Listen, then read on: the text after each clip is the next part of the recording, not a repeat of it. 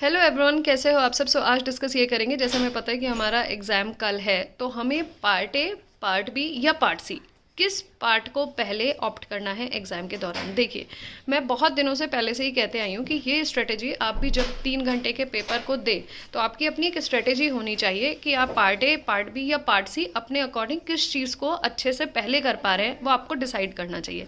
लेकिन अभी भी यू आर स्टिल कन्फ्यूज्ड कि यार मैं पार्ट ए पहले करूँ, पार्ट बी पहले करूँ या पार्ट सी करूँ, तो ध्यान से सुनिएगा।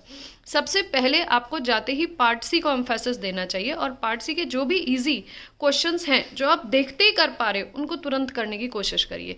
कम से कम 1 घंटा दीजिए जिसमें आप पार्ट बी के मैक्सिमम 12 से 14 क्वेश्चंस पार्ट सी के पहले 1 घंटे में कर पाएँ।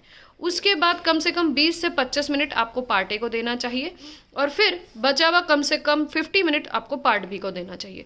उसके बाद भी आपके पास थोड़ा समय जब बच जाएगा तो आप दोबारा पार्ट ए, पार्ट बी और पार्ट सी को इसी तरीके से देख सकते हैं। जो क्वेश्चंस आपने मार्क फॉर रिव्यू लगाए हैं तो उन पे जा सकते हैं, या फिर आपको लग रहा है कि ऐसे कुछ क्वेश्चंस हैं जो आपने आधे सॉल्व किए हैं और स्टिल मार्क फॉर रिव्यू नहीं किए हैं बट आपने कहीं नंबर लिख लिया है उनका, या आपने आधे सॉल्व कर रखे हैं अपने A4 साइज शीट में और उन पे आप दोबारा जाना चाहते हैं तो उन पे आप थोड़ा समय जो बचेगा उस पे जा सकते हैं।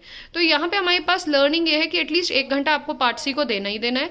पार्ट ए में मैं हमेशा कहती हूँ कि 25 से 30 मिनट से ज़्यादा आपको नहीं देना है। कोशिश तो करिए कि 20 मिनट में कम से कम 7 से 8 क्वेश्चन 20 मिनट में हो जाने चाहिए। अगर नहीं हो रहे हैं तो मैक्सिमम आधा घंटा दीजिए, उससे ज़्यादा मत दीजिए, क्योंकि बच्चों की ज़्यादातर जब एग्जाम दे के आते हैं ना तो उसके बाद यही क्वेरी रहती है कि मैम हम लोगों ने ना 45 मिनट 50 मिनट हमने सबसे पहले जाते ही पार्ट ए में लगाए, तो उसके बाद क्या हुआ, वो 45 मिनट होते ही ना डियर 1 घंटा खींच जाता है। फिर लगता है यार 2 घंटे हैं, तो 2 घंटे में पार्ट बी भी कैसे होगा, पार्ट सी भी कैसे होगा, हमने क्वेश्चंस भी नहीं पढ़े और हमने किए भी नहीं। तो दैट्स वाई सजेस्ट कि पहले पार्ट सी को दो। पार्ट सी में जितने भी इजी क्वेश्चंस हैं, मॉडरेट क्वेश्चंस हैं जो आपको देखते ही बन पा रहे हैं उनको जरूर करो। उसके बाद चाहे पार्ट ए में चले जाओ and then you move to the part B. लेकिन यहाँ पे स्टिक आपको पार्ट ए पे रखना है कि अगर पार्ट ए कर रहे हैं तो अगर 8 क्वेश्चन तक भी हो गए तो इट्स वेल एंड गुड। 20 से 25 मिनट में 6 क्वेश्चन हो गए तो भी वेल एंड गुड, उतना करके छोड़ दीजिए।